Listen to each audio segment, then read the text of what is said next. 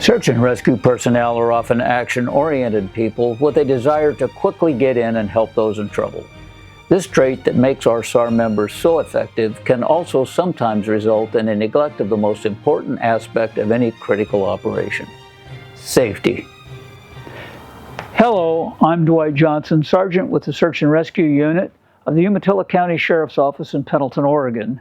In this video, we want to familiarize searchers with the safety protocols and procedures that should be incorporated into search and rescue operations each time, every time.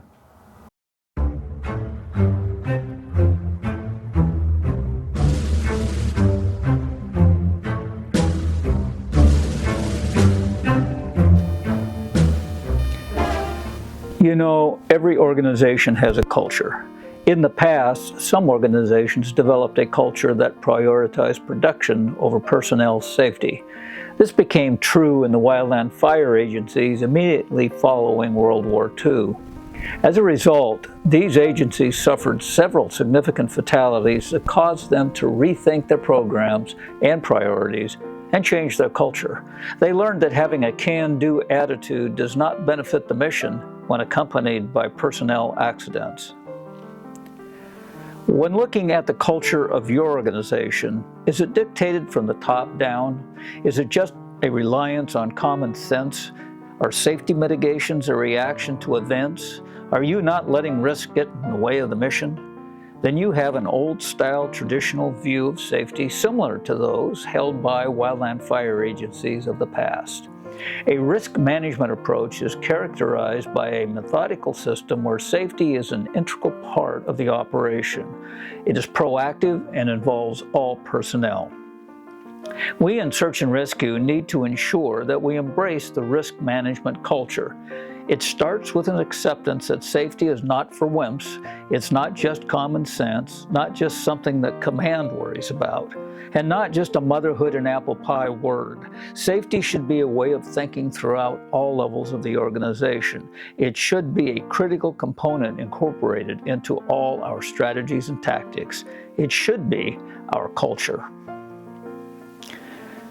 Safety success on a SAR operation means that everyone gets home uninjured, ready and able to respond to the next call-out. The welfare of our searchers is our #1 priority. Not only do search commanders care about their personnel, but it also compromises whatever mission we are undertaking when a searcher is injured. So our #1 incident objective on any search mission should always be to ensure, as best we can, the safety of every searcher. This should be incorporated into any ICS 202 incident objectives that your management team creates. We know that what we do is inherently risky. We can't eliminate risk, but we can use risk management principles to help us make the proper decisions when accepting such risk. It is obvious that this gentleman, intent upon his beach outing, did not use proper risk assessment techniques. Luckily for us, we have a pretty good risk analysis process that has been developed for SAR.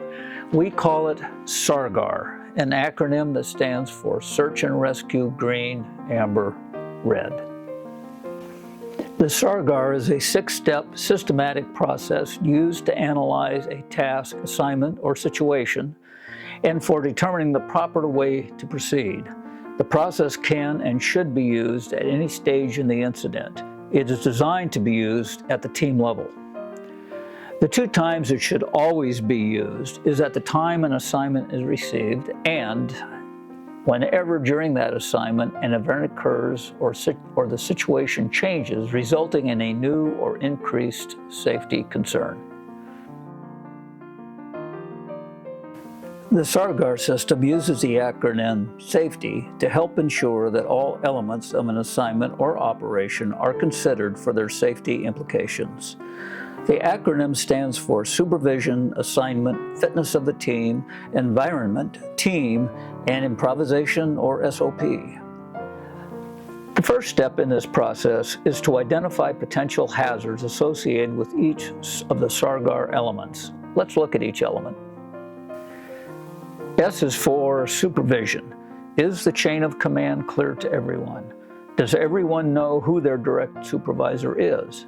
Does everyone know the chain of command above their supervisor? Is the supervisor qualified to lead this type of assignment? A is for assignment. Are the assigned tasks clear to everyone on the team? Does everyone understand their role? Has enough time been given to complete the assignment? What level of precision is needed? F is for fitness of the team. Are all team members physically able to complete their assigned tasks? Are all members rested? Is anyone on the team ill? E is for environment. What are the environmental hazards likely to be encountered during the assignment?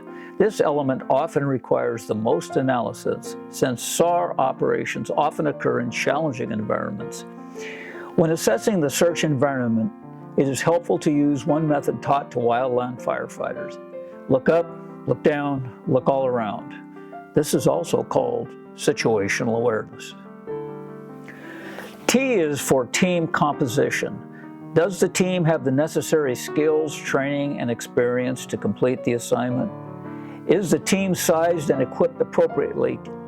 Can the team operate cohesively? Are there personnel conflicts that need to be resolved? I is for improvisation. Are our tactics among those commonly used for such situations, or are we having to invent on the fly? If we are improvising, have we carefully considered the safety of our improvisation? Has it been carefully considered? Are there alternatives? Does everyone know what the improvisation is? A quick note, some agencies reverse the meaning of the F and the T in the acronym. It does not matter which system is used, as long as everyone is on the same page and all hazard elements are considered. The next step in the SAR-GAR process is to assess the risk for each element. Risks are categorized in one of three levels: green, amber, or red, the GAR of SAR-GAR. Green risks are good-to-go risks. Nothing needs to be done, the risk is acceptable, or there are no significant risks, and the team can proceed. Amber risks are those where there is a concern and the risk needs to be discussed in more depth and mitigation measures might be considered. The team can proceed once this process is completed at the discretion of the team. Red is a risk that appears unacceptable as presented and is a no-go unless acceptable mitigations can be devised. If the team thinks the risk can be mitigated, the team should consult the chain of command before proceeding. This matrix is a system used in aviation and other disciplines to help with the risk assessment. It is color-coded similarly to the GAR system to reflect measurement of the risk. Events are categorized by their probability, that is, how likely are they to occur, and their consequences, that is, how significant will the consequences be if the event does occur, both to the team members and to the mission, that is, the incident objectives. With each amber or red, risk versus gain needs to be factored in next, because many risks can be mitigated but not eliminated. Whether to accept the risk depends upon the effectiveness of the mitigation and the expected gain. Gain is normally measured in terms of victim life-saving or injury prevention. It makes no sense to accept a risk when the gain is inconsequential to the incident objectives. The next step is to consider mitigations. Are there any risk control options available? Each incident will invariably present unique hazards that may or may not leave mitigation options. Other hazards are common to many incidents and risk control tactics have already been devised. Mitigations for supervision concerns might involve decreasing span of control by breaking one team into two, or adding strike teams or divisions into an incident. It might mean designating a different team leader who is more familiar with a particular skill or tactic.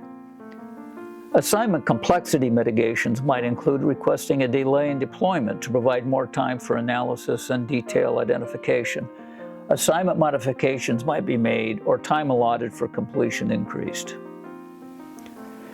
Team fitness might be mitigated by reassigning personnel or providing for some rest time prior to deployment. Environmental mitigations are as varied as the hazards. They might include placing a rope line for footing, requiring trekking poles, using specialized PPE, posting lookouts, and delaying or otherwise changing the deployment time. Team composition might be mitigated by bringing in additional team members or providing specialized equipment such as PFDs or rescue harnesses. And are you improvising? If so, sit down, take a pause, and re-examine your tactic. Is it sound? Are there safer alternatives? Once the mitigations are identified, the next step is the execution decision. Is it a go or no go? Are the risks still a red, or have they been mitigated to a green or amber? And is the risk worth the gain? If a risk is still considered a red, but the team feels the risk has been mitigated and or that the gain is worth the risk, and the team recommendation is to execute, the team leader should consult with the chain of command before executing. If the decision is to execute, to go, the final step is to monitor. Safety is a continual process, and if conditions change or mitigations do not seem to be working, it is time to reevaluate. The best way to conduct a SAR-GAR is for the team leader or experienced team member to go through the elements using a SAR-GAR card. Everyone circles up and weighs in individually with their assessment of the hazard and any mitigation strategies. The SAR-GAR facilitator should ask for assessments from each member of the team, starting with the most inexperienced personnel to the most experienced. This helps ensure that actual concerns of inexperienced team members get voiced. Inexperienced members might not bring up a concern if not brought up by more experienced searchers. Ironically, it is not unusual for inexperienced personnel to see things that experienced personnel do not. The familiarity breeds contempt idea. When conducting a SAR-GAR, it's best to use a SAR-GAR card to ensure that none of the elements are missed. There are a variety of cards available. Each team member should carry a card and follow along with their own cards during the process. This way, each searcher reviews the elements and process and can double-check that nothing has been missed. The best time to conduct an assignment time SAR-GAR is after the operational briefing. Many team leaders prefer to conduct the SAR-GAR at the deployment site so that the search environment can be assessed firsthand. There are some basic principles that are always incorporated into the SAR-GAR process. Do not accept risks that you do not believe have been adequately mitigated and for which the gain is worth the risk. Make sure to mitigate ambers and reds. Any unmitigated risks should be accepted by all team members before executing. Red risks should be executed only with permission from the chain of command. Team members must understand that everyone is a safety officer, from the least to the most experienced team member, from the highest to the lowest of the chain of command. All have the ability and the duty to call a halt to search operations when a safety issue is perceived. Any team member can and should call for a SAR-GAR if they perceive conditions have changed and team safety is compromised. Another important principle: if a single team member categorizes a hazard as red, it is a team red. Any amber and red risks should normally be mitigated if the team is to execute.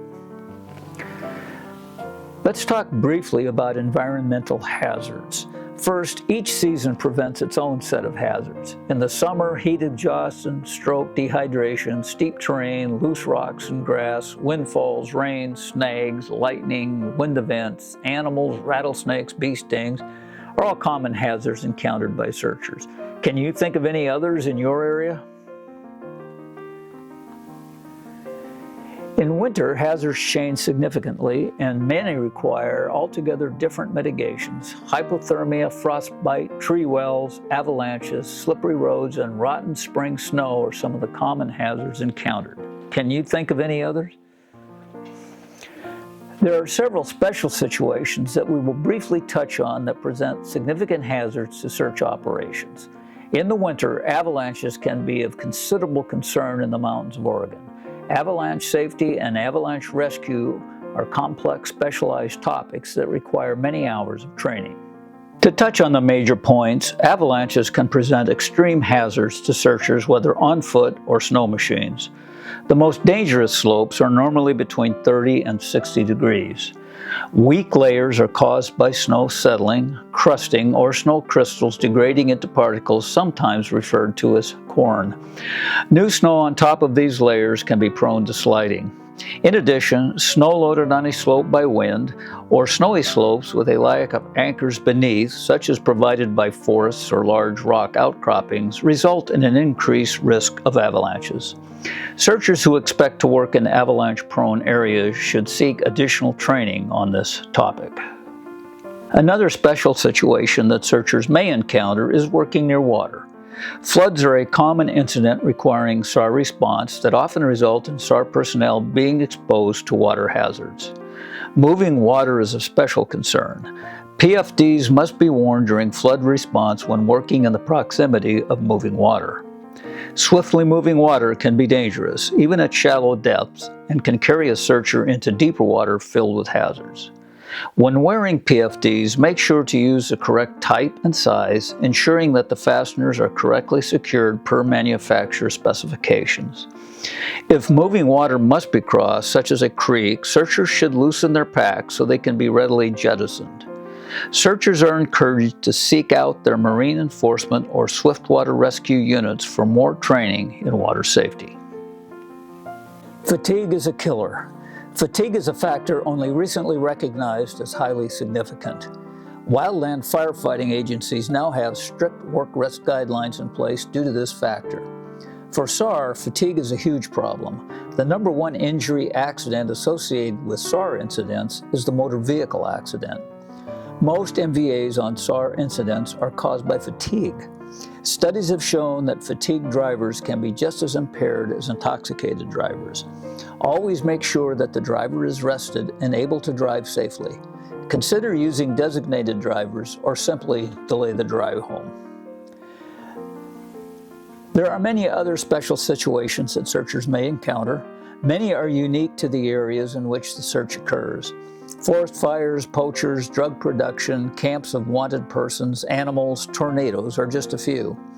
The key to remaining safe and uninjured is to identify these hazards in advance and make methodical decisions regarding risk, as outlined by this video.